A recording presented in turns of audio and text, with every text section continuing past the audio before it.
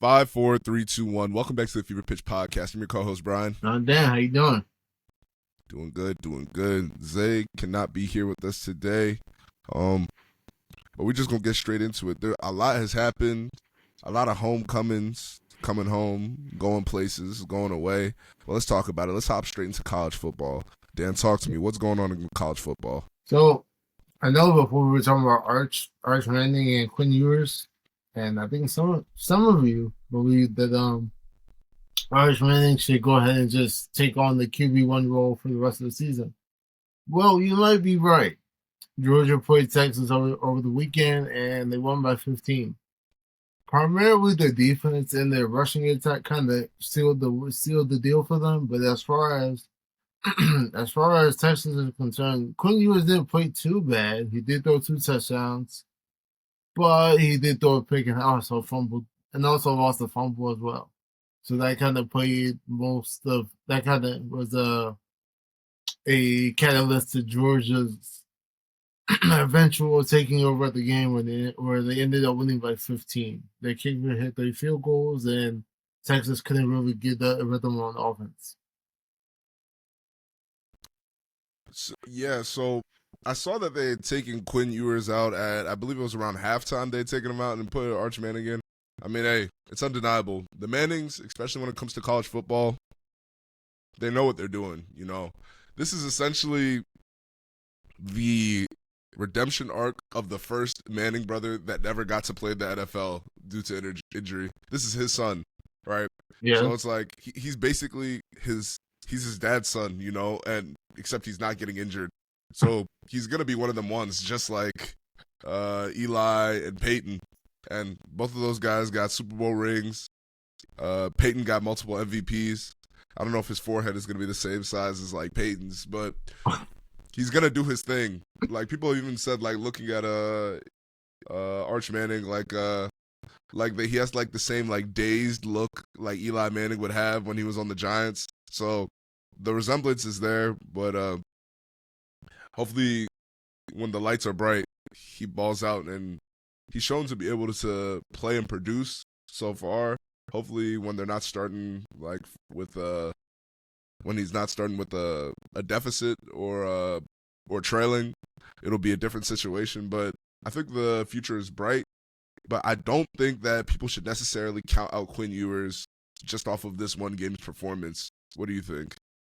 Yeah, I mean, I think you hit the nail on the head overall. Quinn Ewers is a veteran, potential top 20 pick in the first round once he decides to enter the draft.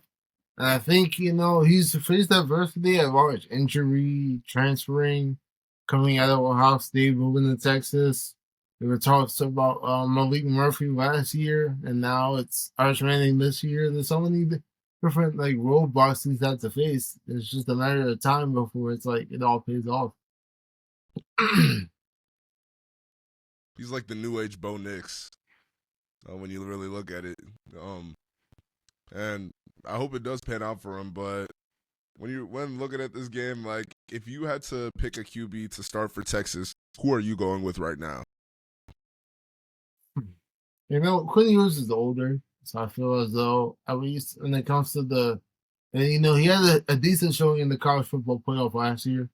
So I feel like he's already kind of done all he can to improve his draft stock. So if he's just playing for playing's sake, then that's not really productive on my part. So I would just start Arch Manning just for the sake of the fact that the jury's still out on him. So you kind of want to put as much tape as you can as soon as you can because, these opportunities are not guaranteed. Okay, but if you're the Texas head coach and you're trying to win games, you don't care about the players and where they're going in their career. Who are you starting right now? I'm going to start Quinn Ewers until, just because Georgia's a good team. They have a very good defense. It's not like I've seen Max Duggan. Obviously, he's not that great, but TCU was in the national championship that year, and Max Duggan did not play his best. He didn't have his best showing. So it's not out of the ordinary for quarterbacks to struggle against good competition, especially Georgia at that. So I feel as though this is definitely something they can bounce back from at large. So I'm not too concerned. Okay, fair. Absolutely. All right, what else is going on in the college football scene? That boy Cam Ward. That boy Cam Ward might be like he might be the truth. He put the Hurricanes, the Miami Hurricanes faced off against Louisville on October 19th, so a couple days ago. It was electric. They ended up winning 52-45. You saw Michael Irvin on the sidelines sweating and looking crazy, former Hurricane himself.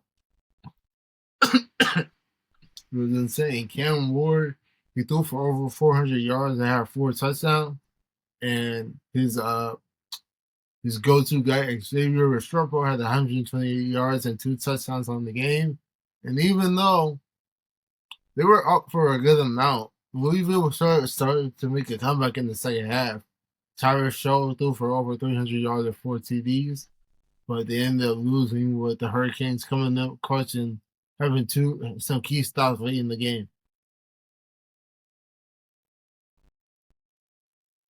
When I look at their schedule,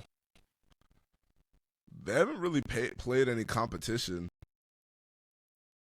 except for maybe like Florida, and then maybe if you want to count like Cal, but Kylie. I don't know. I feel like I need to see something more before I'm like, Miami is one of them ones again, Like, they have a long history of being one of those guys, but I don't know. I'm not believing the hype right now. I mean, 7-0 is hard to argue against, That's fair. They are about to play Florida State this upcoming Saturday. So I know Florida State isn't doing. Oh, Florida. Oh, what happened? DJ Florida State Ukulele. like undefeated last DJ, year. What happened? First of all, they went from Jordan Travis to DJ Ukulele. It's a terrible downfall. They went from Trey Benson to Roydell Williams, which isn't too bad. Keon Coleman's gone. A lot of the Jaheim Bell is gone. A lot of the offensive weapons are not there anymore. So it's like, yeah. And their quarterback is sorry. So. Wow.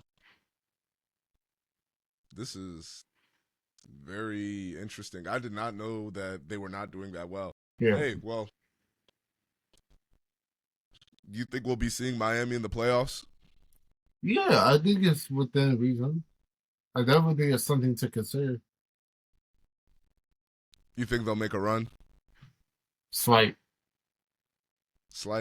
Who takes them out? Who can't they beat in your mind? Give me your top 5 teams you think Miami can't beat right now. Okay, so you have LSU, Georgia, Bama, Ohio State, and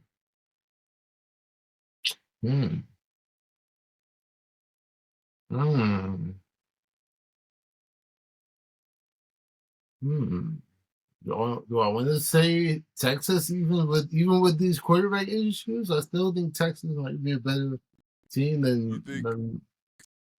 You think Texas is better than Miami right now? Even Alabama. You think Alabama's better, even with their losses?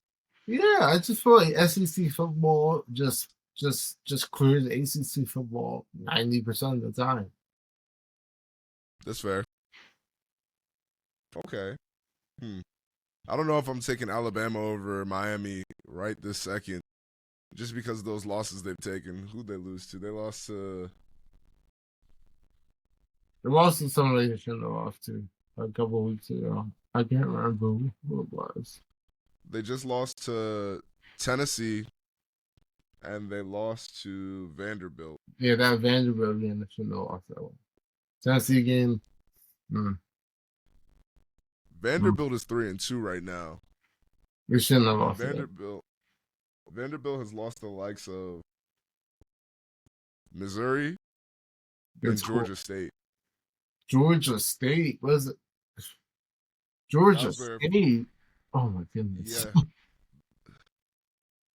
Looks like that was their second game on the season.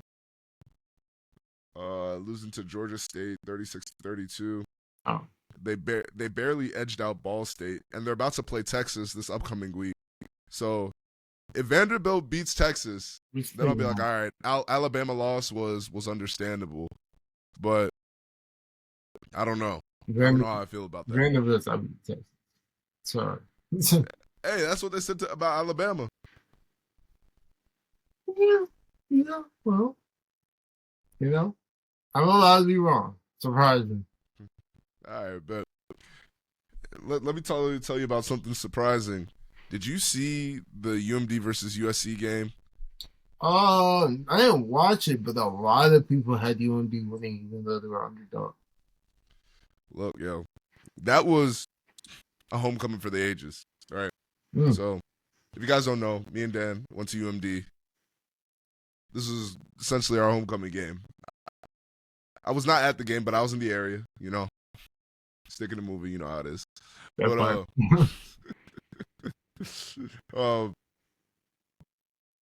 UMD came back from behind from 14 points to beat USC in the fourth quarter as the underdogs. And one thing's for sure, UMD may not be considered right now like a top football team, but there's potential there. I know USC, they're like, I think it's like their third or fourth loss in a row or something like that. They're not doing too hot. Right now they're like sub 500, they're 3-4. But one thing's for sure is I think UMD's on an upward trajectory. I think after all these years of, being in the Big Ten, even coming to the Big Ten was a big adjustment, right? All these years of playing the Ohio States, Penn States, Michigans. Yep. I think more than not, we're seeing that USC isn't built for Big Ten football.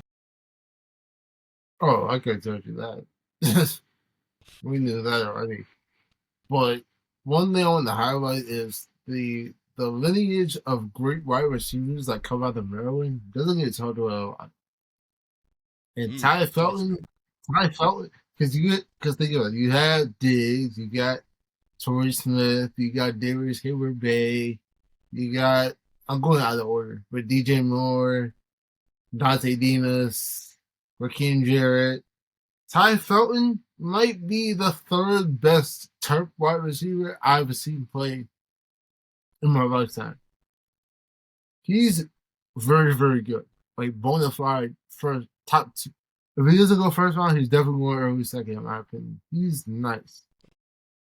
Let me give you some stats on what he's done so far this season. 64 receptions, 803 yards, 6 touchdowns, averaging 12.5 yards per reception. He's doing his thing, and it's only been 7 games. We're not even in November. Yeah, right. And he's already over 800 yards. He's nice. Real deal. I couldn't agree with you more. I'm trying to see if I can find his stats for the Maryland game. Well, the USC game. Because he did have one of those touchdowns. Oh. Yeah, he had 84 yards, 9 receptions, and a touchdown. Yeah, look at that. He's looking great. Looking really good. And then you also got Roman Hemby and who's the other running back? Oh, his name is skipping me. It's Hemby or somebody else. Another quarterback is Billy Ewers. Maybe they were the quarterback. We're talking about Eli Mason. Eli Mason, Roman Hemby, and Billy Ewers and Ty Felton. You got a little. That offense is not. It ain't chump. It ain't chump at all. I couldn't agree with you more. They're doing their thing, and I think it's safe to say Ty Felton will be a first rounder for a wide receiver. But as for where he should go, I really hope he does. The unfortunate thing is when you're good, you typically have to go to a bad franchise. That's the sad thing. Unless you're like a Manning or something and you can dictate where you go. All right. It happened one time. Yeah,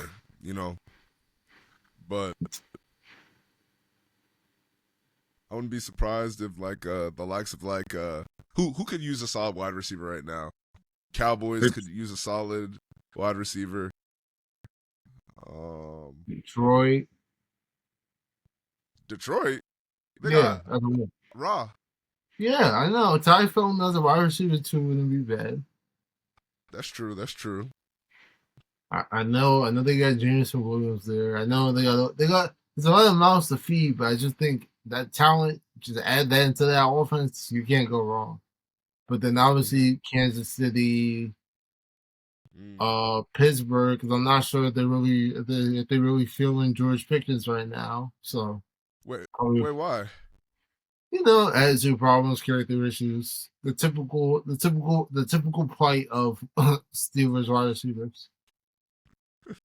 But yo, I'm not gonna lie, I'm jumping a little bit ahead, but his performance with Russell Wilson, I was like, oh my goodness.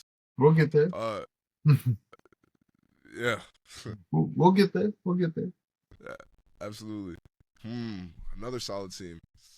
Honestly, the Vikings. The Vikings too. The Vikings are. There's a lot of pieces in Minnesota, so just adding that would be dangerous as well. Absolutely. But let's talk about the NFL. Let's talk about what's going on. Talk to me. What's going on with Kamara?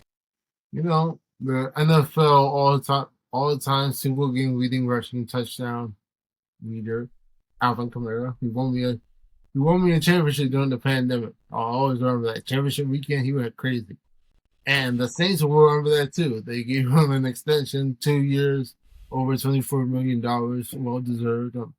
It's good to see. You know, they drafted Kendrick Miller last year, thinking that the wheels were the tread on the tires was getting weak, but this is the complete opposite. He's in it for the long run, and I think the extension will keep him there until 2027, if I'm not mistaken. So things are looking up. Hey, good for him. Hey, shout out Alvin Kamara. He's doing his thing. I think he's one of the fantasy leaders right now. The unfortunate thing about the Saints is I feel like they always have all the right pieces, but they're always either plagued by injury or bad coaching. This year, it's looking like injury. Derek Carr is hurt. Olave's hurt. Olave's hurt. Who's their backup QB right now? Cam Spencer or something like that? Or? Spencer Rattler. You see, I don't even know his name because what even is that? What is a rattler? Like a snake? Yeah, like his name is basically Spencer Snake. You know what I'm saying? And he is not cooking, yo. He is not cooking at all. He's an interesting case. Oh, you'd want him leading your franchise? I didn't say that. But yeah. But I think all in all, because when's Derek Carr supposed to come back? If I'm not mistaken, he's still on the show for like a few more weeks. But they just gotta blow that team up and just start over, I feel like. And I guess Kamara and Olave are gonna be the cornerstone pieces in the rebuild, and maybe if Rattler can develop, he can share that offense, but only time will tell. Because they have Derek Carr signed for a little bit, right? At least another year. Yeah, about 2. But yeah, I think it's 2022 we got 3 years. So yeah, one more year after this, if I'm not mistaken. If I'm them, I'm holding out and I'm waiting for Archie Manning. That would be fitting. Hometown kid. I can see it. You know, that'd be a little dynasty they'd have right there. Yeah, something to consider. What's going on with the Texans? So, the good old franchise that is in Houston, the good Texas franchise, the good one. They just love to add pieces. During the offseason, they added Joe Mixon, Daniel Hunter, all the rights. They recently moved off Cam Akers, and now they signed Devin White. the former Buck and Eagle. He was on that Super Bowl roster for the Bucks. He was in Philly for a cup of coffee. He didn't really find his footing there, and now he's landed in Houston, trying to bounce back and rejuvenate his career. I like the signing. Their defense, Coach Ryan's is just a very good defensive mind. They got a lot of pieces there, so I think you can kind of plug him in and he can find that role. Yeah, so it's very under the radar, but I think it could have an impact. I think the Texans are moving very smart. I don't know what changed in the front office between now and the masseuse, but there was definitely a change, and they started to be a very serious team because you're getting a veteran linebacker who is going to definitely have an impact. Like, he's no scrub. He was a Pro Bowler.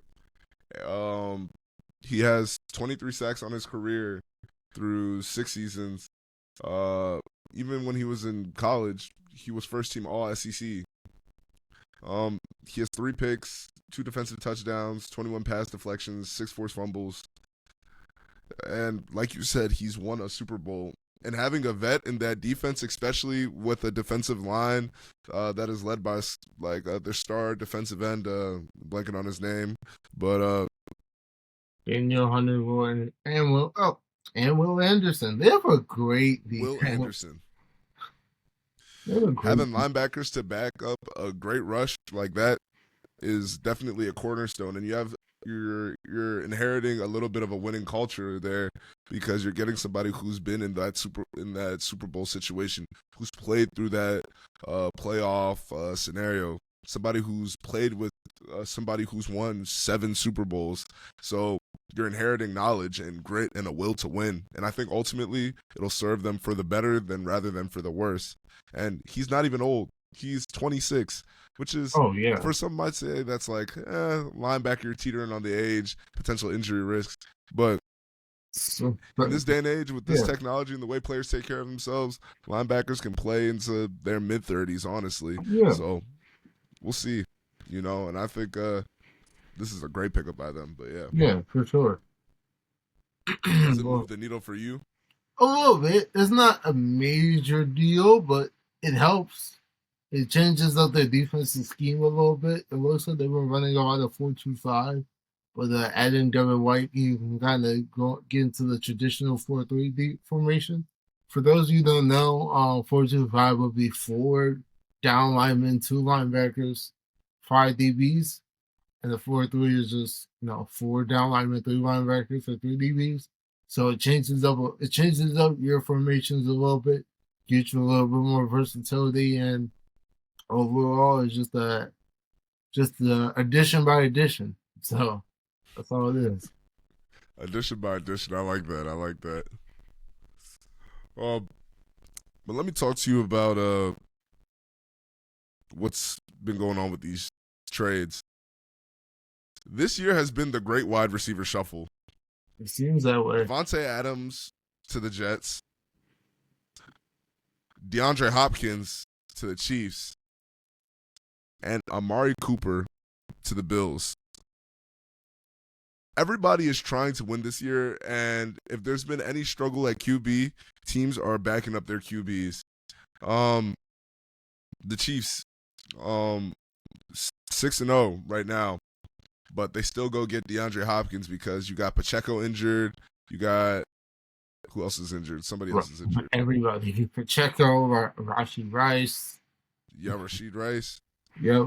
And Xavier Worthy is a rookie. You don't want to carry your entire offense on the rookie. But Travis Kelce is, a tight end. So why not get more help? Absolutely. And even the Bills, all they had really was Keon Coleman, a tight end, and another wide receiver. Yeah, James Cook, Keon Coleman, Khalil Shakir, Don Kincaid. The thing about the Bills is, though, you traded Diggs for picks, and then you traded picks for Amari Cooper when you could have just kept Diggs and let bygones be bygones. I'm just saying, attitude, characteristics, whatever the case may be. You could have massaged that, but hey. I don't think they wanted to massage it. I don't think it had nothing to do with talent or skill. It was purely just personality. I think Diggs and who's Josh Allen. Josh Allen just weren't getting along at all. Because they weren't getting along, they said, "This is our franchise QB. We're gonna stick with him. You're out." I think it was as pure as that. And I will say, Amari Cooper is a very lunch pail, white collar wide receiver. Like he's very much, I'm going to play football and stay out the way. But funny enough, like he caught a touchdown in this first game with Buffalo. The rookie Keno Coleman had to tell him his route. It was kind of crazy. It was like, yeah, you're gonna run that in, and then he ended up catching a TD pass in his first game in Buffalo. So it's crazy. I mean, he literally just came to the team. He hasn't had any time to learn the playbook. So hey, more power to him, you know. And Amari Cooper has always been one of those wide receivers that's like he does not say anything. He doesn't talk. He just plays and he leaves. Clock in, clock out. If you put Nick Chubb, Amari Cooper, who else doesn't talk? Oh, Greg Popovich, and I need one more. Yeah. I need one more person. I guess Bill Bell. No, Bill be talking now. So yeah, Nick Chubb, Amari Cooper, and Greg Popovich just in the room. I think the man and Tim Duncan, sure. Tim Duncan requires sometimes. I think you'll get about 90 words max. You can throw Kawhi Leonard in there too. That's what we really need. Kawhi Leonard. You'll get about 90 words max. If they all just sit in the room and just talk, you'll get 90 words. Yeah, I believe it. I believe it. They keep their head down and they do what they do. Absolutely. But out of all of these wide receiver moves, I want you to rank them. Who do you think is doing the best here, and who do you think is doing the worst? I think the Bills definitely needed a bona fide one. So they're going to be at the top for me. Personally, I think DeAndre Hopkins is cooked. I would love to be proven wrong. I said wrong. But I think he's past his prime. He's too old to really make an impact. And the Jets acquiring Davante Adams, I'm disgusted. That's all I can say. Why? Why are you disgusted?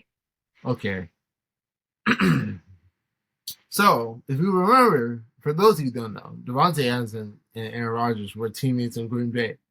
And Davante Adams got mad because Green Bay didn't have enough money to pay him because they just paid Aaron Rodgers. So they traded him to Vegas. At the time, Derek Carr was a quarterback. Davante Adams and Derek Carr were college teammates. So it was like, match made in heaven, right? So the Raiders cut Derek Carr a year later. But Davante's just stuck in Vegas by himself. Oh, I don't have any more friends. I'm so lonely. Well, I'm still getting 1,300 yards and 10 touchdowns. I'm cooking, but I can't play with any more friends. I'm so sad. No. So now,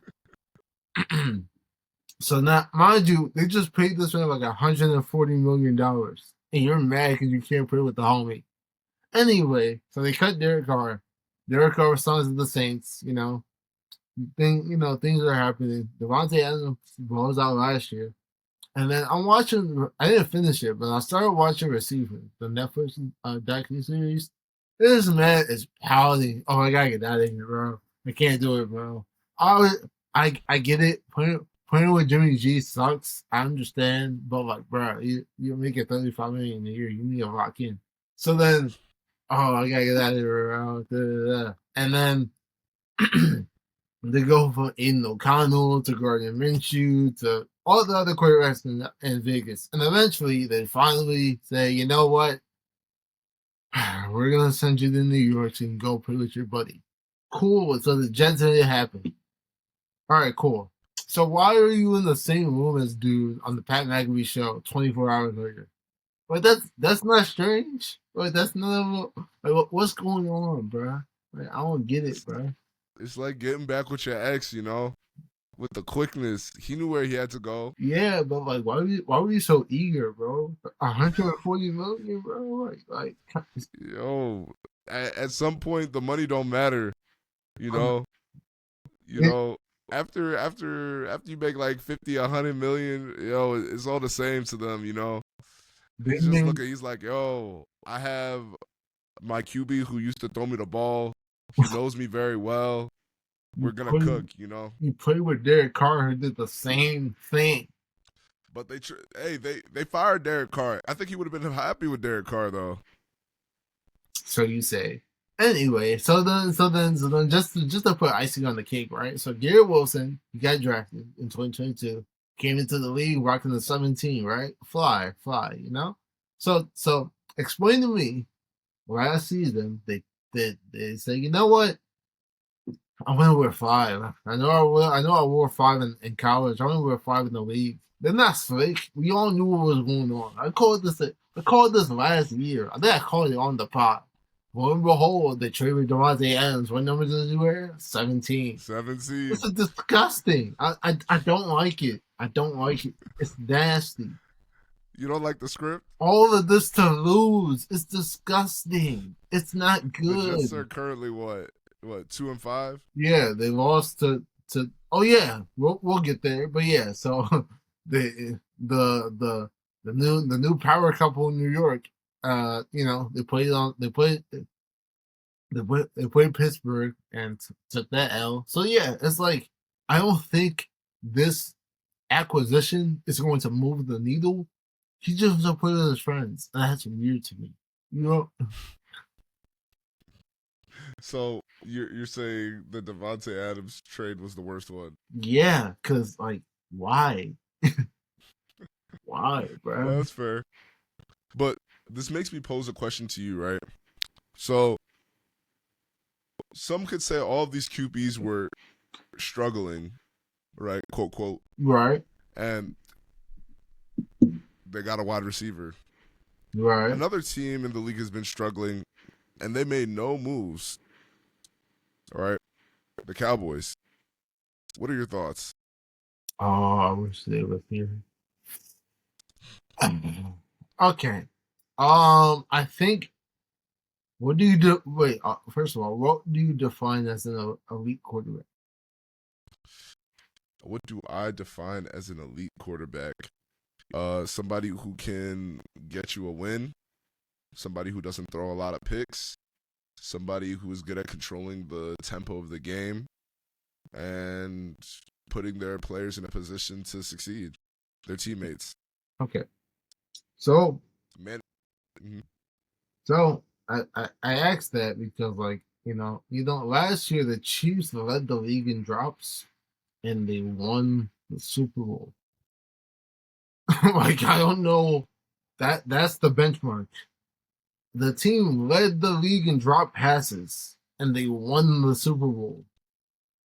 And you know who was the Super Bowl MVP? The quarterback that was throwing to a bunch of wide receivers that can't catch a football.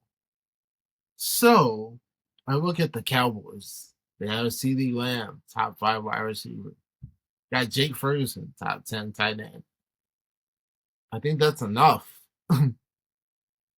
Really? If Dak is elite, that's enough. What team have you seen win with just one QB and one wide receiver? The Chiefs, Patriots, Who's their wide receiver? Giants. Okay, pass catching option. So for the Chiefs, it would be Travis Kelce. For the But they Patriots, also go wait, ahead. but hold on. All of those teams those years also had amazing defenses. The Cowboys' Yeah. defense is poo. You got rid of Dan Quinn, and now you got, I don't even know who is it, Mike Zimmer? I think Zay's so. not here. Zay's not here. But I remember Zay was shouting Mike Zimmer's name all throughout the offseason. I thought he was the guy. You pay Trayvon Diggs all this money. Michael Parsons has to get paid soon. Demarcus Lawrence, I think his deal is about to end. So there's money in the defense. I know you lost Dan Quinn. I know you lost Joe Witt. Improve. Make improvements. Or maybe your quarterback just isn't elite. He's as good as the situation around him. I don't think they want to hear that after they paid him $60 million. Do you think Dak is not elite? He's not. Elite at what? Listen, he did get a ring though. What his he got married. I thought his agent called him. Like, that's the only ring he's gonna get on his phone. Well, congrats on your union. Salute to the extension. You know, love is love, but you're not elite, bro. That's all. Hey, well said.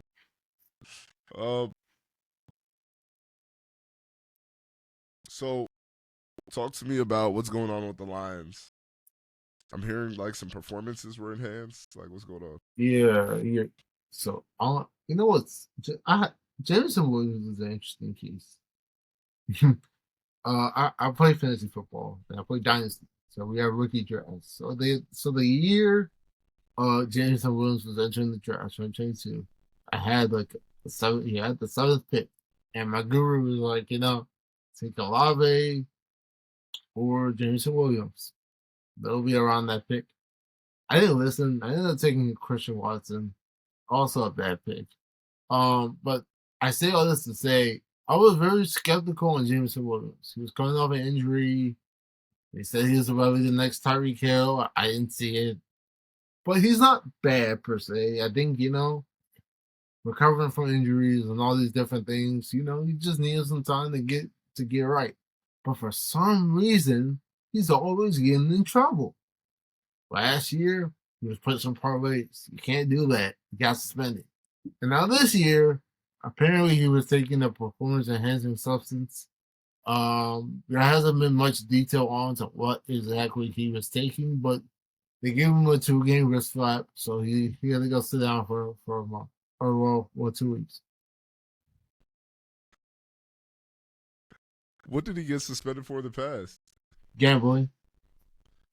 Dang. Oh, so him and what's his name? What was it? Travis Etienne or Calvin Ridley? Calvin Ridley. Yeah. There was like a whole gambling RICO last summer. It was like 12 players for getting suspended for gambling. But yeah, hasn't been much talk about that this year. So I'm reading here saying he said, "I'll just take it on the chin." So he knows what he's doing is wrong. He just doesn't care. Yeah, he's an interesting fellow. Like, I think he's posted a few of his. He posted a few of his dietary choices on the IG, and it's like, you shouldn't be eating that as a professional athlete. But hey, wait, what was he eating? Like, I think it was like a McDouble with a McFlurry on the side or something crazy like that. Like he was crushing. Yeah. QPC with a McFlurry. Yeah, that man was crushing. Wow. Jeez, I mean, I think Jameson Williams has talent. I think the big thing here is when you look at him, it's like, do you have the discipline to do what you need to do to stay in this league for a long period of time? Because at the end of the day, it's a game, but it is a career at the end of the day that pays you millions of dollars. If you're going to gamble, use performance-enhancing drugs, have a poor diet, don't get me wrong, you can be here and make money, but with these type of behaviors, it's like, are you going to keep the money for a long period of time, and are you going to get re-upped on a contract? Because they don't just sign players based off of talent. They also sign you based off of how you work with the team cohesion, and how you operate as a professional. If you're not operating as a professional, they might be like, oh, you don't need to get paid like a professional either.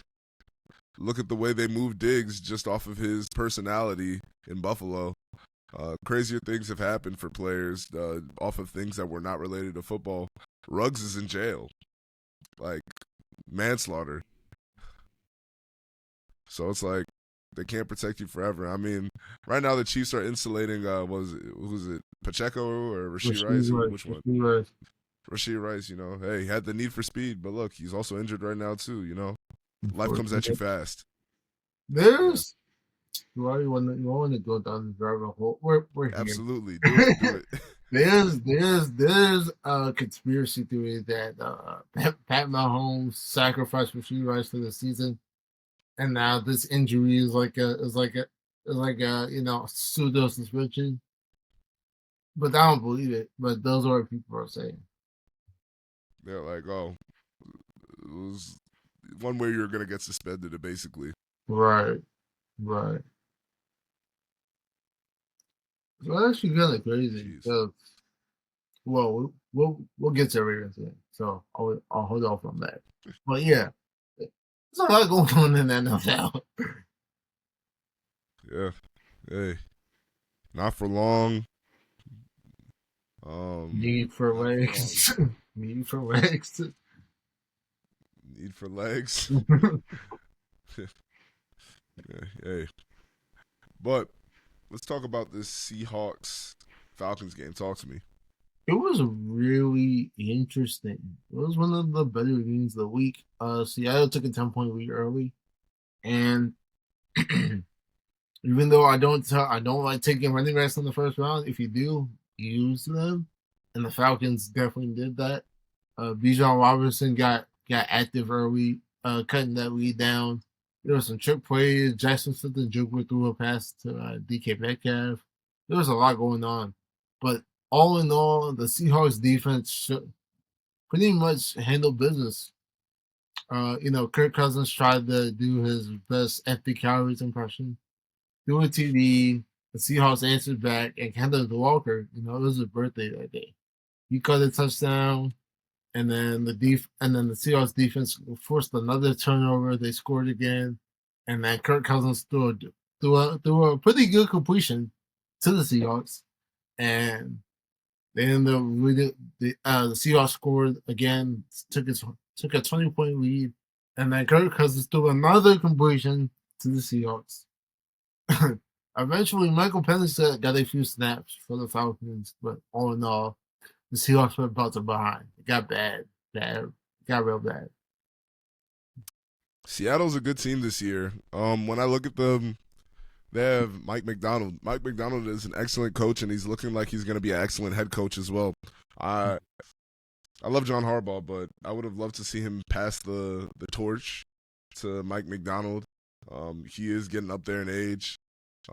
He has done his thing and been great for the Ravens, but it's important to recognize when there's time for change. He could have taken an advisory role, things of that nature, and yeah, but it's unfortunate to see. But yeah, I like what the Seahawks are doing. Geno's doing his thing out there. A few years ago, people thought he was a bust, but he's made quite the resurgence. Kenneth Walker doing great for my fantasy team. I got him in like 2 or 3 different leagues. He's averaging I think among players, he has one of the top 3 averages when playing. I think he averages 20 or 22 points every time he touches the field. Yeah. Kirk is still swag surfing, but not winning. I think the Falcons will do some better things later this season, but this is just one of those games they were not meant to win, the Bird Gang, but it looks like the Seahawks takes down the Falcon. Yeah, that part. Yeah, Kenneth Walker is RB8 on the season. He's averaging 22.26 PPR points per game. Yeah, he's cooking out here. And remember, he's only RB8 because he was out for 2 games. Yeah, you're right.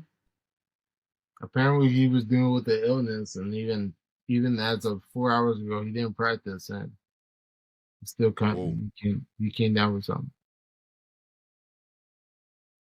He had the same injury designation last weekend, and ended up scoring. So, okay, let's hope he locks in. Yeah, some say he may have had a birthday hangover because I think his birthday was around that time. But I would not put that on him. Yeah, no, I'm not gonna put that on him. But yeah, let's talk about my favorite team. Let's talk about the Ravens. Ravens versus the Bucks.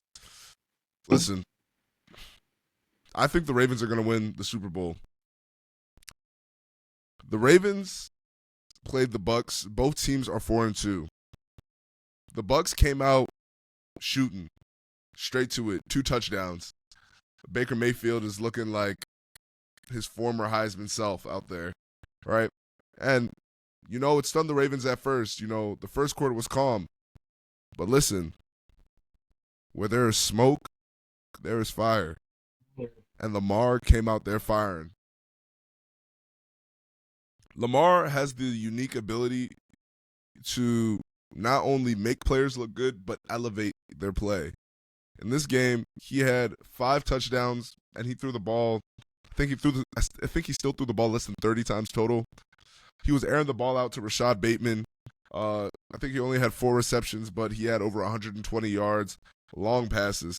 Rashad Bateman is by far the best route runner that the Ravens have, and people don't recognize and see that. He's also the first Raven in, I think, the team's history to get signed after being drafted to get a second contract. There's a reason for that, because there's real talent there.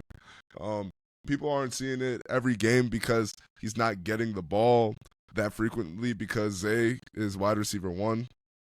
But the reason that he's still on the team and that he's continuing to play is because his route running is crisp and he's elusive and he's doing his thing. I think he's on the season, I think I wouldn't be surprised if people start picking him up in fantasy because some games he might randomly drop off like 20 to 25 points and you won't expect it. But if you're paying attention, he's Lamar's bailout receiver.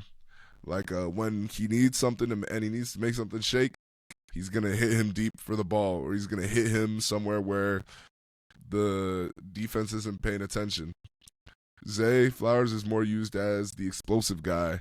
You might get him on like what's that play called? Where you like throw the ball like kind of like lateral, and then the defensive lineman the RPO option. Like on an RPO or like anything of that nature, because Zay can create space. All right. Yeah. Tight ends are looking great. Mark Andrews is back. He's back. People are like, oh, he's washed. He's cooked. No. There's a reason that the Ravens love him, and there's a reason that he now leads the Ravens franchise in overall touchdowns for tight ends. It's because he is a solid player. People have to remember he was coming back from injury, and it took him a while to get back into things. And Todd Monken eased him back into the offense, but you're seeing it slowly now. Each week he's getting a little bit more and more evolved. By the end of the season, he's going to be back to his former glory and ready for the playoffs. He didn't play for us in the AFC Championship last year just because the injury was so fresh. Was it the right decision? I don't know. But what we do know now is that no matter what, the Ravens can give it to you no matter how you want. Like the surf and turf of football, by land or by sea. How do you want it? Listen, in the air or on the ground, because Derrick Henry can run it. Justice Hill can run it or catch it. And at receivers, there's no real big hole. You got Zay Flowers, Rashad Bateman, Justice Hill is low-key wide receiver 3, Nelson Aguilar with that veteran presence. And you have 2 tight ends that you can throw out there in a double tight, and Isaiah Likely and Mark Andrews. And don't even forget about Patrick Ricard, who serves as who's a fullback, but is really the 6th lineman at any given time. Because when we get in that I formation, you can't even just say that we're going to always run the ball. But when we do run the ball, Derrick Henry's going to go for over 100 yards a game. I think I was looking at the over-under. It was like 96. He ran 160 yards. Yo, this is not betting advice. Take Derrick Henry on the over. because he's going Make to your get own there. decisions. Make your own decisions. Yeah, I think I read a stat that since 2018, the number one leading rusher is Derrick Henry, and the number two leading rusher is Derrick Henry after contact. I think I saw that too. Yeah, I think I saw that too. You know, and there's a reason I picked up Derrick Henry in almost every single fantasy league because I'm like, oh, you're putting Derrick Henry on a team that actually likes to run the ball and has a QB that can also run the ball and also has Patrick Ricard who can block for him. It's easy. It's simple, right? The O-line for the Ravens, it took them a while to put it together, but now they're gelling. They're cohesive. Daniel Falalele, shout out that guy. He's the biggest offensive lineman in the league, and I was so gassed when we got him last. Got him like I think it was 2 years ago, and last year I saw flashes and glimpses when we were playing the Jaguars. He was great in the pass pro, and yeah, he'll get a couple holding calls here and there, like any offensive lineman. I think the refs like to target the Ravens, but that's a story for another time. I think we got like 3 or 4 penalties in a row.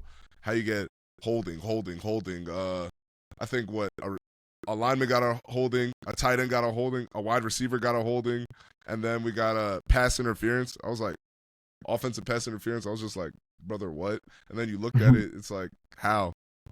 And even when you try and take the ball away from us with the refs, we'll still get it. I think it was Lamar ran the ball in and it didn't count, and then he just passed it to Justice Hill on a screen, and we still scored the touchdown. And all in all, I think Lamar is front runner for MVP again, right? He's having kind of like a Peyton Manning type of run in his career. Hopefully it yields more rings than Peyton Manning had, but 22 pass attempts, 5 touchdowns, 333 total yards of offense. What are we talking about here? Like, he's making everybody better. He's elevating the game. And even when you look at who he's playing, the Buccaneers are no scrubs. They have a very, very solid defense. Very solid defense. And even eventually, they can't figure out what's going on through 4 quarters of football because we play smash mouth football and we can give it to you anyway, surf and turf. But yeah, what do you think? Yeah, I think you kind of gave a very cohesive, comprehensive breakdown of the Ravens. I'll try to shoot the Bucks and bail. They suffered 2 injuries in this game. Their top 2 pass catchers both suffered terrible injuries. Mike Evans got hurt earlier in the game, and unfortunately, Chris Godwin, I think, broke his ankle in the last play of the game when they were already going to lose. And I don't know how I feel about that. Very like why was he in the game? It was over, and it was just weird. So, and Baker was playing pretty good throughout the season up until this point, and now he's losing both his premier assets. So I'm sure the offense at Rodgers is going to take a step back. There's been, and one thing I will also mention, even with all the wide receiver trades, there's been a lot of wide receiver injuries as well. Nico Collins, Deebo Samuel, Brandon Ayuk, etc. So it's quite a few.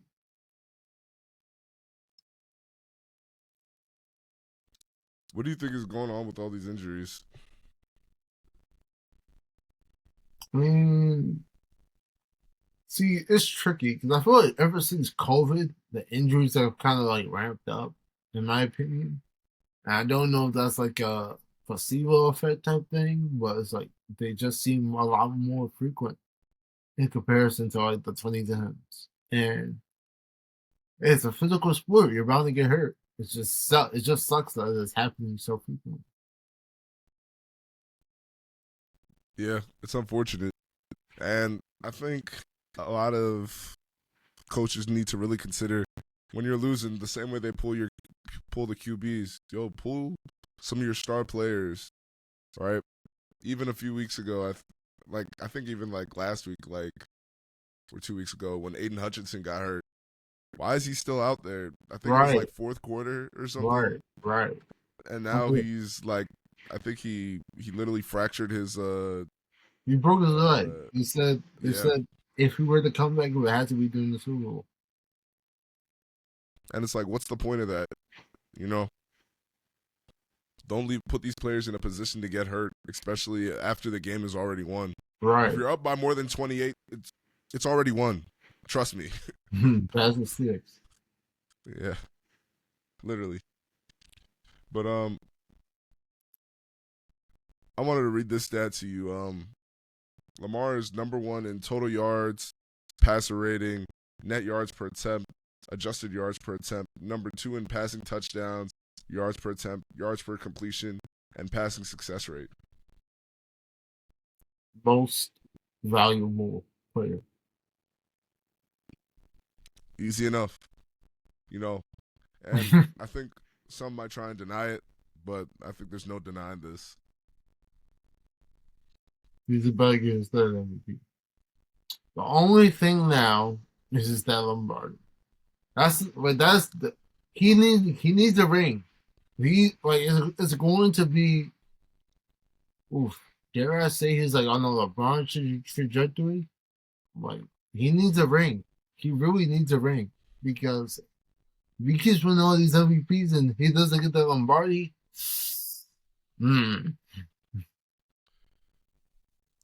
If he wins the MVP and the Super Bowl this year, do you think there's anything denying him as one of the all-time greats? I've had him at 2.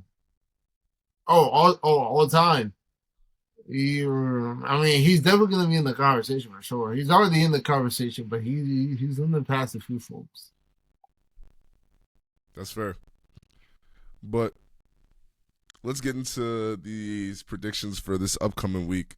We got an interesting week of football ahead of us. A lot of teams are back from their byes, and I just think it's going to be interesting. But let's get straight into it. So the first game we got is the Vikings versus the Rams.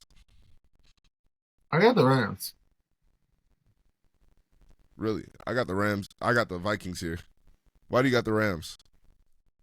The Vikings are a great team, but I just felt the Rams, honestly, I think the Rams could go into any matchup and win. So it's like, I don't think there's ever a matchup I see the Rams on the schedule. It's like they're definitively going to lose. I just don't see it. So I feel like this is one of those matchups. That's fair. Also, Cooper Kupp is back this weekend. So is Puka? Is Puka? Yeah. Ooh. Puka's practicing also. Oh, so look it'll at be that. Interesting. Look at that. All right. Eagles, Bengals. Ew. I don't even know. I'll take Philly because the Bengals have a terrible defense. Give me the Eagles. Ravens, Browns. I got Baltimore. I got Baltimore. I got the Ravens. Titans, Lions. Yeah, Detroit. Give me the Lions. Cardinals, Dolphins. I'll take them. I'll take Miami.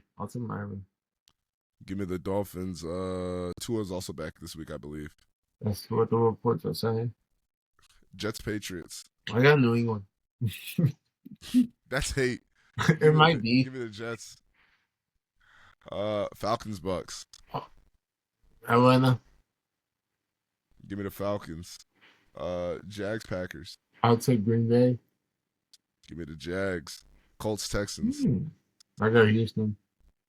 Give me the Texans. Chargers, Saints. Be a serious person.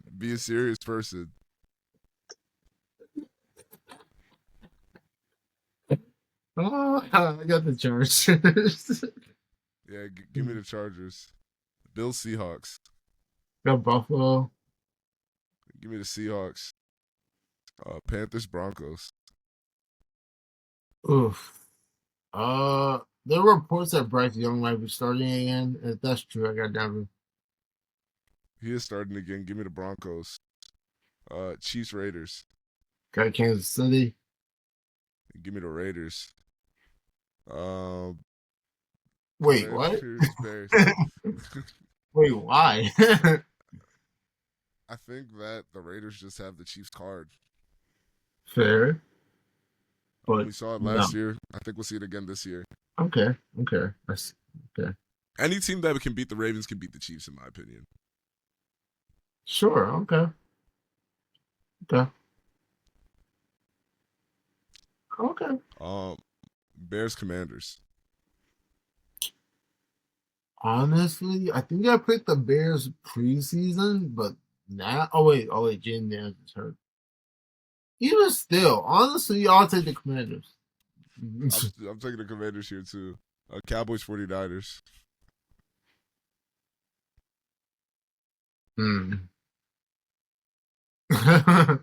Do I pick Dallas? Do I actually? No. I'm picking San Fran. Nope. I'm picking Give me San the Fran. 49ers too. Giants Steelers. I got Pittsburgh. Give me the steel curtain. I'm taking the Steelers. And then what is your game of the week? Thursday night, Minnesota Vikings, LA Rams should be a good one. My game of the week. Absolutely. Okay. My game of the week would have been Bears versus Commanders with JD5 healthy. But since he's not, I'm going to have to go Bills versus Seahawks. I think it's going to be a battle of land versus sea. Well, land versus air. Land versus air. Yeah. Yeah. So I think that should be interesting. But let's change the temperature. Let's get into some of these hot takes. All right. So with Tua returning, Miami will make a run and make it to the playoffs. Well, they're not going to win the division, so their only avenue is the wild card, and the Bengals have a better shot than they do. Oh wait, it might just be that. Why do you think the Bengals have a better shot? Yeah, I think the Bengals have a better chance at the playoffs than the Dolphins do, because I got and Pittsburgh, because I got Baltimore winning the division guaranteed. So, yeah, the Steelers, the Bengals, and maybe even the Patriots could sneak into the wild card before I pick the Dolphins. Really, the Patriots? I'm not taking the Patriots over the Dolphins. With Tua back there, I mean, you've probably seen it already. Everybody on the Dolphins' stats projections have just went higher. That is true. Yes. A-Chain is healthy. Tyreek is healthy. I think Waddle's healthy as well. They're back and ready to go, I think. Hey, I've seen this movie before. A couple times. All right. I bet. The second one I got for you is the Bills are not a real Super Bowl contender. Every year, the Bills do pretty miraculous things during the regular season, but when I look at the Bills' record and I look at the teams that they've lost to and even the close games that they've had, you took an L to the Ravens, you took an L to the Texans, and you had a close game with the Jets. Something about when I look at this indicates to me that this is not a championship caliber team. If your only real blowout wins are to the Jags and the Dolphins and the Titans, I'm not convinced. You even had a close game with the Cardinals to start out the season. You just acquired Amari Cooper, but I'm not going to say he's not a difference maker. But I think the biggest thing here is it all comes down to the QB and who they will be when the lights are bright. And I think that despite what people think, the lights do get too bright for Josh Allen when the playoffs come. Mm.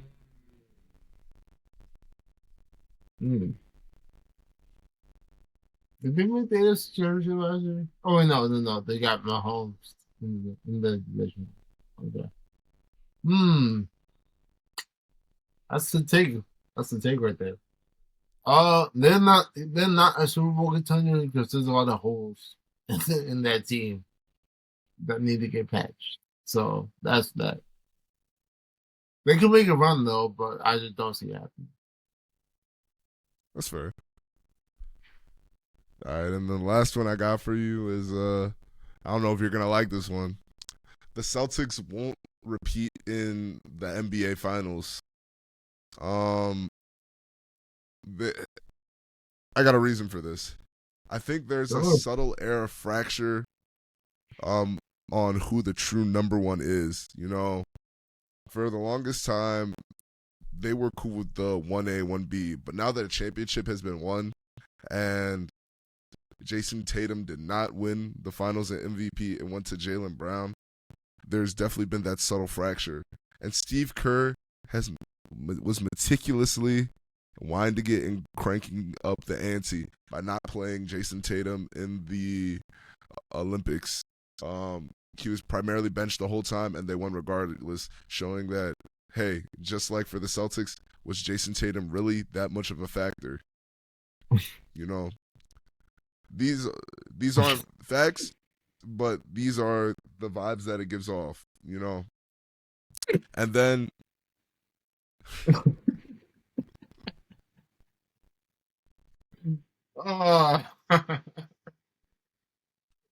Go on. and then Jaylen Brown launches his own shoe. He clearly wants to be the number one.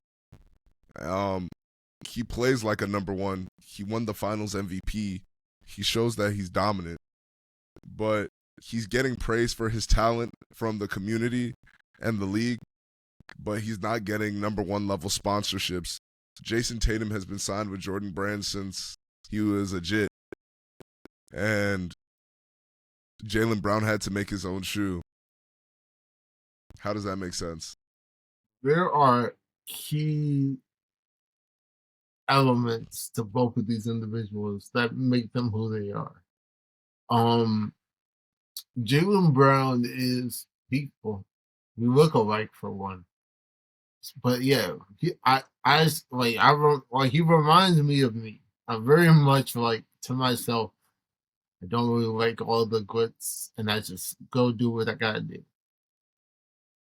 Jason Tatum is kind of like that, but unfortunately, somebody has to be the celebrity because we're winning a lot. Every dynasty, or they're not dynasty, but every championship team has a celebrity. The Warriors have at least one. The Warriors had Stephen Dre. KD and Clay were not celebrities. They were out the way just hooping. The Spurs is an exception because they were all just out the way hooping. But I say this to say, yeah, Jason Tatum is the Kobe stan. He can be cringy. I get it. But at the end of the day, they both hoop. And all the attempts to drive wedges, they both just got paid over $250 million each. So all those wedges just lead to my wallet getting bigger and bigger. The only wedge is in my wallet. So hey, we just won the ring, and we might go back to back. So that's what I'd be focused on if I were Jason and Jaylen. So you brought up something that there's always a clear celebrity and different things of that nature. But typically, the celebrity also gets the accolades. For example, Stephen Clay, right? Before Curry had gotten there and during their first championship. Mm-hmm. Sans Iguodala. Actually, let's go their most recent championship. Right? Okay. Steph won Finals MVP. His Clay first. did not. And right. only. Right. If Clay had won that Finals MVP over Curry, do you think Curry would be viewed differently? Oh, yeah. He would have 4 rings and no Finals MVP. That's disgusting. And that would put him in like the same ranks of like Rick Fox. Oh, chill. No, a light-skinned man with 4 rings. What do you mean? Oh, don't do that. Don't do that. Not too much on Rick Fox. Not too much on Rick Fox. Rick Fox was tough, but you know. Yeah. You know, he's a great actor. He's in The Game. One of my favorite shows. If you know, you know. A very good show. But I say that to say Clay I don't think there was ever a point in. No, I think they're right. The Raptors series, you could make a case for Clay winning Finals MVP if he didn't get hurt, but they ended up losing anyway. So it's like, yeah, Steph didn't play his best in that Raptors series. So I'll concede that point. But primarily, at the end of the day, individual accolades are just, if your team is that good, you really shouldn't worry about individual accolades. So you think the Celtics is a case of more of a good team rather than good individuals? It's both. It's both. Think so? If you put a Hellcat engine in the Dodge Charger, I mean not Dodge, in the Volvo, that Volvo will run like a Hellcat. So yeah, that's all. It's just you're making something good great. You're making something great better. But who's the Volvo shell and who's the Hellcat engine between Tatum and Jaylen Brown? It depends on the day. It's Gogeta, man. That's all. It's Gogeta. All right. All right. But change the temperature for us. Let's get into these cold facts. So, I think you mentioned this in the Ravens Bucks matchup, but I'm gonna expand a little bit. Lamar Jackson's 23-1 against the NFC. Only loss against the Giants. So he's not he's already beaten every team except for the Bears and the Packers. Yeah. So he's beaten 29 out of 32 teams. He plays for the Ravens, so he can't beat the Ravens. So dominance. Yeah. Whipping feet. It's looking that way. And speaking of dominance, Russell Wilson, he's getting some tick for the Steelers. Finally, a fantasy team. We've been waiting. And in that matchup against who they play? Oh, New York, the Jets. In that matchup against the Jets, the Steelers hung up 30+ points, and Russell Wilson is the first Steelers QB since 1950 to put up 30 points in their debut start. You know what's very interesting about Russell Wilson is they tried to pay him like it was washed. Yeah. Brother is not washed. I don't know. The Broncos are just that bad. Yeah, in Denver. Listen, I think we talked about we spoke about this on an episode previously. They wouldn't play him because of his injury guarantees, and he wouldn't waive his injury guarantees because why would I? So, in order to prevent him from getting injured, they sat him so they wouldn't have to pay him more money. And then he got cut, right? They ate that. The Steelers picked him up for pennies, and he's eating off the Broncos' dead cap. So he's set. He's on cruise control right now. And he's balling out. It's making it look like, why didn't you guys just let him play football? Like, what are we talking about? Like, if you really think about it, if you're the Broncos, they have a pretty solid defense right now, and you have a stud in a running back, and you had an okay-ish wide receiver core that you could have improved on. You guys could have actually done something with Russell Wilson this year. I just don't understand why you would go this direction. I understand they're owned by the Waltons, and they gave all power to what's his name, Sean Payton. They gave all power to Sean Payton, and Sean Payton just didn't like Russell Wilson, I guess, or however it was shaken out. But I just don't understand why you would go in that direction. Why you would essentially shoot yourself in the foot and take on, I think what they've taken on. Is this like the record for most dead cap space by a team ever? If I'm not mistaken, yeah. I don't have the exact figure, but it's up there. Listen, a horse can't run fast with all that dead weight on it. And it's a Bronco. All right, I see you, rapper brain. You know, yeah, you know, Dad's alter ego is the wordsmith, guys. So I'm just trying to get like him a little bit. Calm. But just to push the conversation a little bit more, do you think that Justin Fields just got deloaded, or like what is it really? I think Justin Fields is the wide receiver, the QB of the Oh, future okay. for the for Steelers. Pittsburgh. Okay. Honestly, Pittsburgh really just got a golden. They got a golden ticket coming, especially coming off of Kenny Pickett. You know, they got Justin Fields and Russell Wilson, both who have one a vet who's won a Super Bowl with talent, and then they got Justin Fields who was a dual threat with raw talent. And what better situation than having Russell Wilson to help build up your dual threat in a league that is shifting towards dual threat QBs? Yeah, I think this is just like a match made in heaven. And the thing is, the only reason they're not starting Justin Fields is because if he plays 51% of the game, he will the compensatory pick that they send to the Bears will go from like a 6th round to a 3rd round pick. Whoa. Whoa. That's amazing. Yeah. Okay. So I would sit him for 51% of the games as well. Hey, you balled out games 1-6. Chill. Relax. Stop it.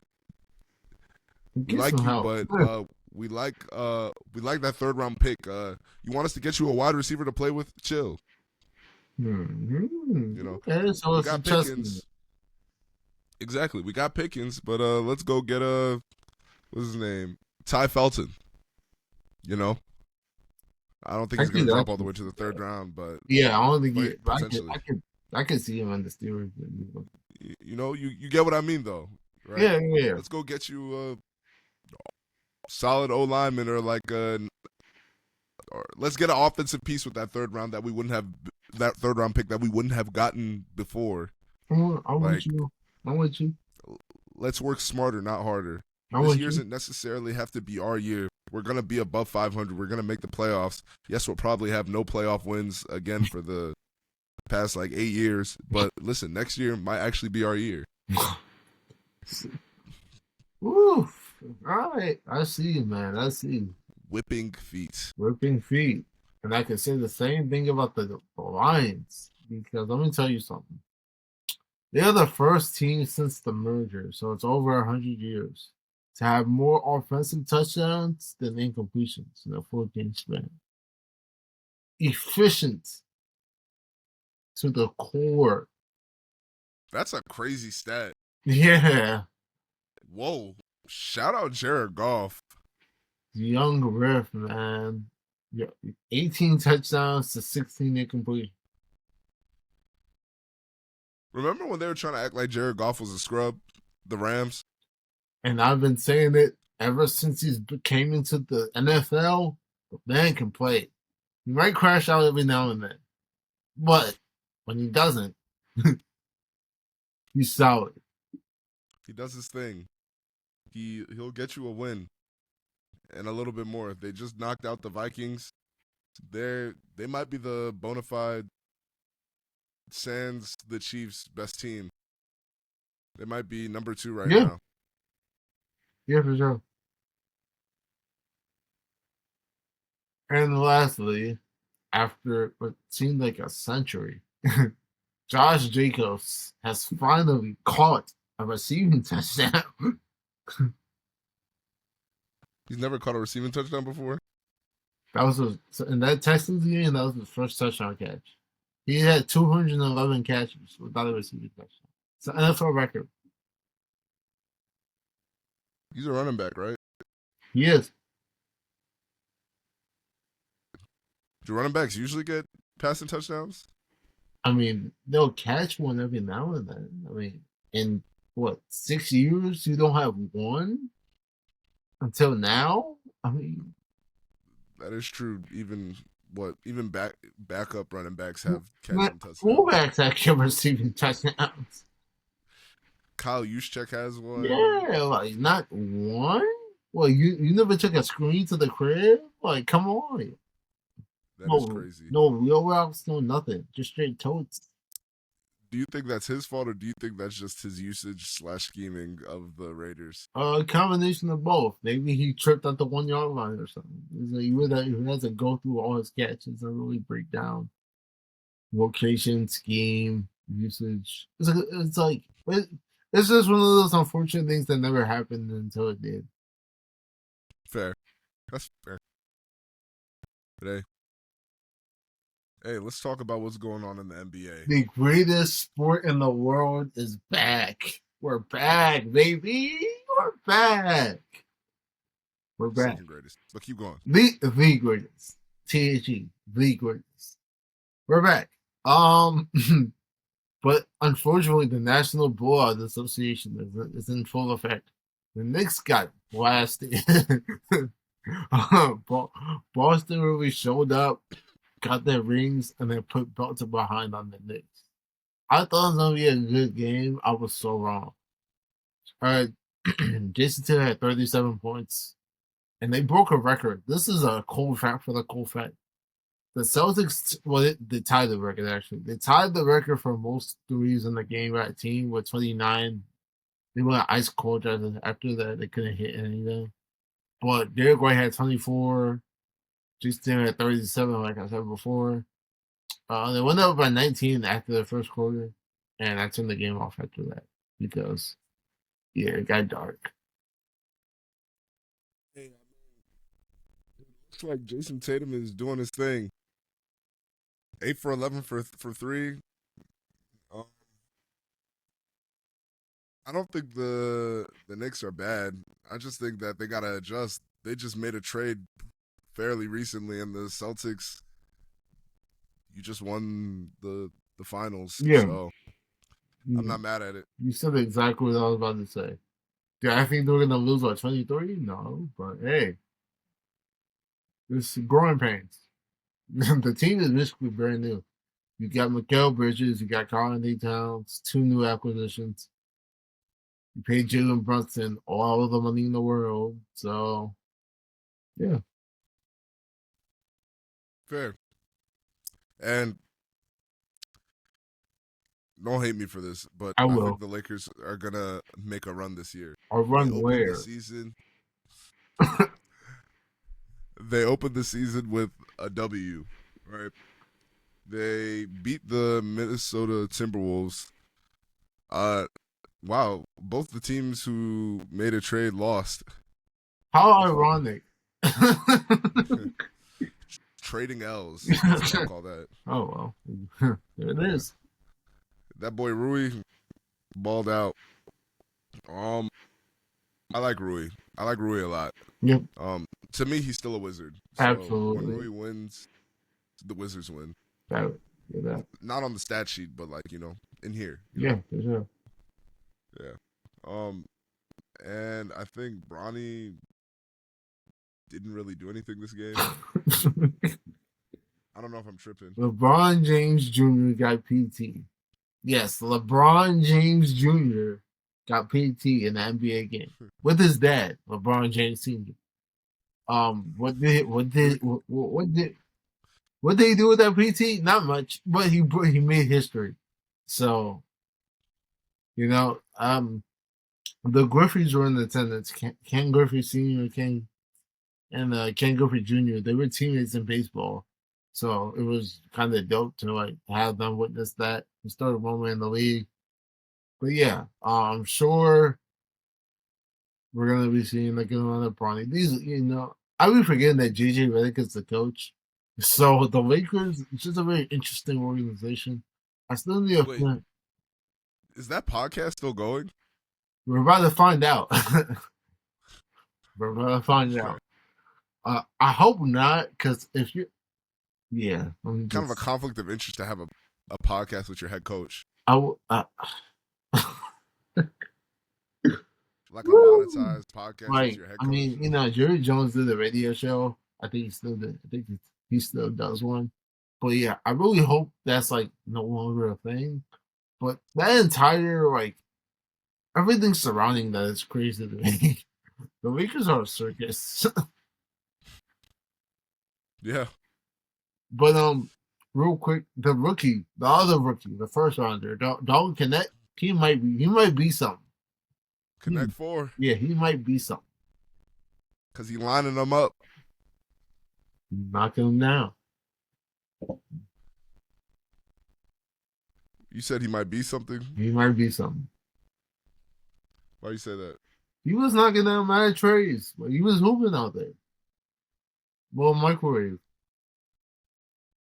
Oh, and He had... Oh, go ahead. Actually, no, I'll keep going. And just a quick, I guess it's a hot take. Anthony Davis is a better defender than Rudy Gobert. Ooh. I think Anthony Davis just plays defense better.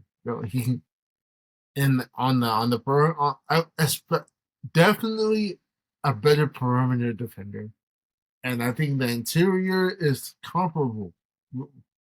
You saw what Luka did to Gobert in that playoff series, barbecue chicken.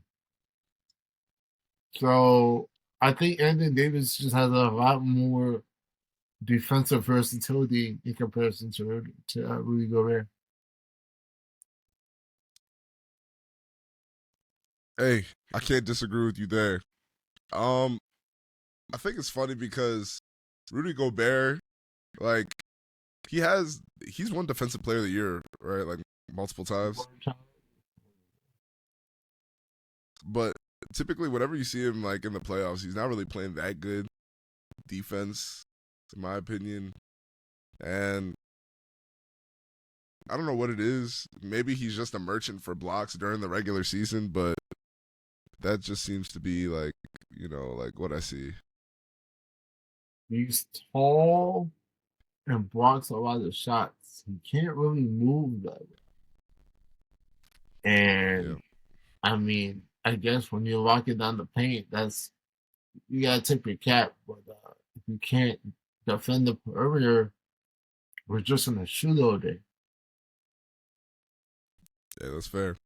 Hey, I mean, the other tall Frenchman moves pretty well. Alien. Yeah. Well, he's winning depoy this year. Just hope y'all know. So? Yeah. That's his. So yeah, he's great, and I'm looking forward to seeing these Chris. Oh my God, Chris Paul and Wemby. Oh my. That's gonna be dangerous. Oh my God. Oh, the NBA is really back. Oh my goodness. Oh my goodness. I think Wemby's gonna have like a Giannis type of trajectory and then surpass him, even. Oh yeah, for sure. He started with a small frame. He's already packed on like 20 pounds of muscle in the offseason. It's gonna keep multiplying. I'm telling you. Yeah, no doubt. All right, what else we got going on in the NBA? If y'all tap into our Instagram, I dropped some news about some contract extensions. Shout out Aaron Gordon, Jalen Suggs for Pittsburgh, Jalen Green, Trey Murphy, and others. They got the bag. I posted on IG, so I'm not gonna spend too much time on that. But I do want to highlight Kai Jones. For those of you who don't know, Kai Jones, he used to play for Charlotte. No, well, he was he a first rounder? I think he was a first rounder out of Texas. Played for Charlotte for a little bit, and he was actually tweaking. I remember that summer. He was he wasn't like on drugs or anything, but like he was just like, there's a lot of different social media postings, and he was just tripping out. He publicly requested a trade, which is like bad for business. You can't do that. So they cut him. And it turned out he was dealing with some personal things at home. He lost some family. He lost a relative. He had a lot of, so yeah, he was spiraling due to that. He eventually got therapy after initially being opposed to it. And he eventually landed in LA. He signed a two-way deal with the Clippers. So he was in the G League for a little bit. But now it seems as though he's kind of found his way around to Philly, where he's playing with the Delaware Blue Coats. But it seems as though he's making his way back into the main roster. He landed a spot in with the Clippers, and things are looking up. He had a good preseason, and things are looking up. Like I said.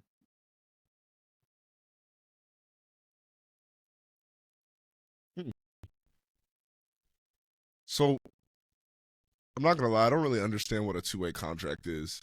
Can you break that down? Yeah, so basically, I don't think all G League players are allowed this, but I think all the 30 NBA teams get it's like a practice squad deal. So it's like we can send you to the G League and then bring you back up a certain number of times, if I'm not mistaken. So you might play some league games and you might play some G League games. I think the cap, I mean, not cap. I think the roster designations are there's some finagling there's some finagling you can do with the roster designations as a two-way player. Usually it's for your younger guys. So yeah, it's like a developmental deal, pretty much. Okay. I wonder, does he still have the blue hair? Nah, last time I checked, he was bald. Oh, he buzzed it.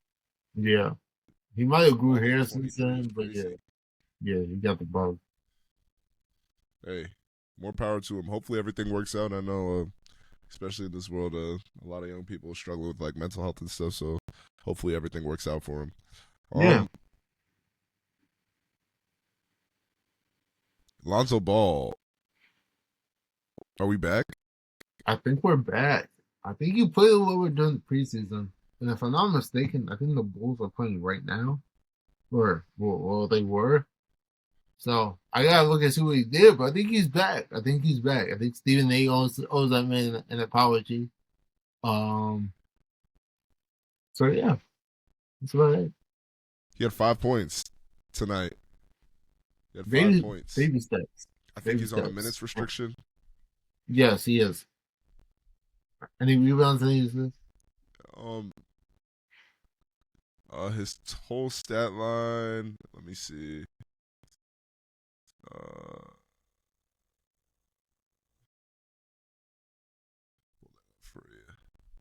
They played against the Pelicans. Yeah. Wait. No. I think they played Minnesota. They played Minnesota. Oh no, that's a preseason game. Whoops. No, hold on. Wait, what am I looking at? I think I was looking at the wrong thing. I think you might be. I think you actually. Yeah, they played the Pelicans. They lost by 1. Yeah. They lost by 12. 12. They lost by 12. Why does it say 80-81? Is the game still going? No, I got it. So they played New Orleans, his former team. They lost by 12. He used to be a Pelican. That's why my mind was tripping. They lost by 12. Oh, it's because ESPN stats are wrong. Go ahead. Yeah, they lost by 12. 14. You played 14 minutes. 5 points, 2 rebounds, 4 assists. He hit a 3. So yeah, he was fairly decent. I definitely think. I definitely think once he's healthy, he's taking Josh Giddey's minutes. I don't think Josh Giddey is that good. So I think Lonzo Ball is just a better version.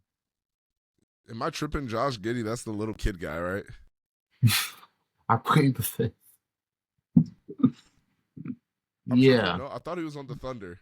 Yeah. They traded him for Alex Caruso. With the quickness. Yeah. But yes, hey, that's let you know what they let fly him in Chicago. Hey, the trick,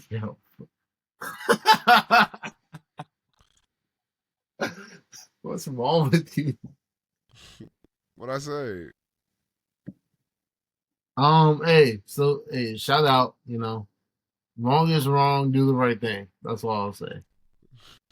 Absolutely. WNBA Liberty. Yeah, Victory. congrats on the Liberty. That, Sabrina Ionescu and Stewie. That's a unit right there. And they showed dominance throughout the series. It went to it was a really competitive series throughout. I think this was obviously the most entertaining, the most lucrative WNBA playoffs to date, in my opinion. So yeah, it's fire. I think this is the first New York Liberty title. Yeah, it is. Hey, salute to them. I think what on the Liberty was spearheading this thing. Like you said, Brianna Stewart. She had 15 rebounds, 4 assists, and 13 points. Shot 4 for Ionescu. 15. Oh my goodness. This was a pretty low scoring game. It was 62-67. Yeah, it was scrappy. It went into overtime. Yeah. The Liberty shot 9% from 3. Oh. It was really a battle of free throws. They made 21 versus the Lynx making 7. So really, they just got to the line a lot more, and that was really the deciding factor. And they have less turnovers. So those were the two primary agents to them causing the deal and getting the W. Yeah, it was seen that the Minnesota coach Cheryl Reeves says the series was stolen after poor officiating. I think the more eyes that we see on the WNBA, the more critique that is gonna come. And hey, I'm here for it. The game, as more people watch, everybody's gonna have different opinions, and I think that WNBA is going through their golden era, right? Sure. Or their silver era. Actually, no, golden era, because between now and the next 15 years, 20 years, we're gonna see a lot of Caitlin Clark and Juju Watkins. Remember the name. She'll be here soon. She's the one. She's the one. She's coming. She's the one. And Angel Reese. Oh, absolutely. Home team. I think Angel Reese is gonna probably be like the Shaq of the WNBA. Well said. I think she's gonna get a lot of rings, a lot of rebounds, and I think I wouldn't be surprised if after a year or two of development, she's in those MVP talks for the WNBA. Could be. She's already had her welcome to the league moment. Go ahead, Ryan. Go ahead. As more things happen, as talents get bigger, and the stars get bigger and brighter, the cream of the crop rises to the top. I think that's what you're going to see in the WNBA. Yeah. Go ahead with what you said. If she can just, work on her touch around the basket, because that still needs some work. She's a rebounding machine. She'll clean some glass. But yes, if she can just get a little more finesse at the rim, she'll be a problem for years to come. Absolutely, well said.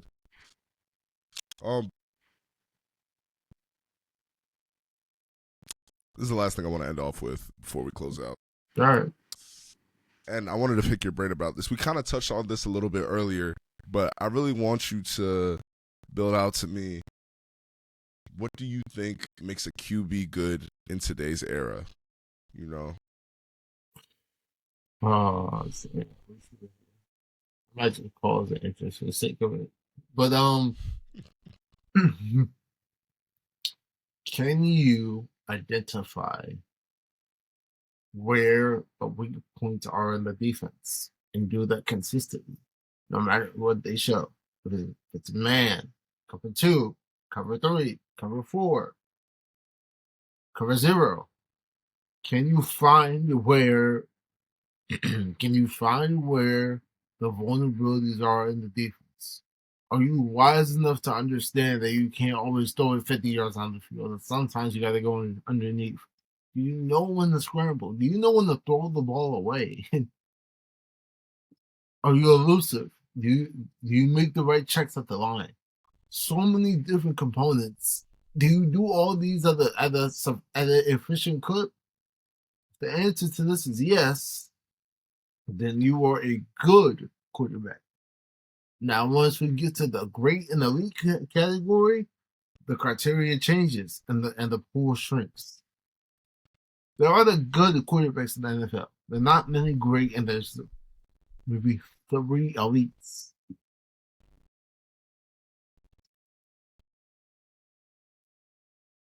Do you think that you need to be a mobile QB to be elite in the future? It helps. Oh, in the future?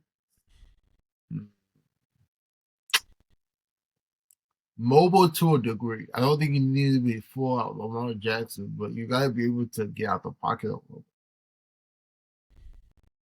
Valid. I respect that. And well said. I agree with what you said. I don't really got too much to add. Just versatility and adaptability. Yeah. And being a leader are the traits that will be the hallmark. You need to have the physical raw talent, and you need to be able to adapt it to whatever scenarios you're in. You know? But yeah, with that being said, thank you guys for listening to this episode of the Fever Pitch Podcast. You know, we're back and we're rolling. You can catch us on YouTube, Spotify, Apple Podcasts, wherever you listen to podcasts, and follow us on Instagram, you know. And TikTok. And YouTube. Subscribe. With that being said, thank you guys for listening to this episode of the Fever Pitch Podcast. It's been Brian. And Dan, happy birthday. We didn't forget. Appreciate you, brother. Thank you guys. We'll catch you guys next time. Peace. Take care. God bless.